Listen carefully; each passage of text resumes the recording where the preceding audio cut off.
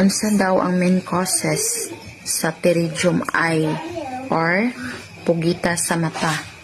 So ang main causes sana guys is kanang kulang ta sa tulog tungod kay sige ta gamit og cellphone sana siya, din pagkaugma mulakaw ta nga walay eyeglass nga may direct atong mata sa adlaw.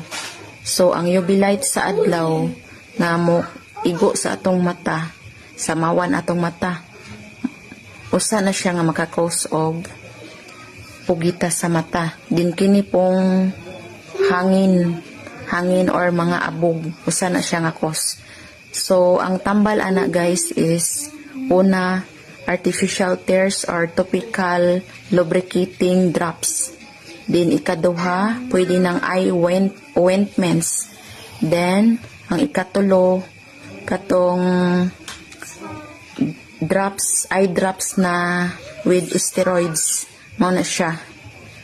So dili ta makapalit ana nga walay kuan resita sa doktor anang drops kay naara maguna siya tagal.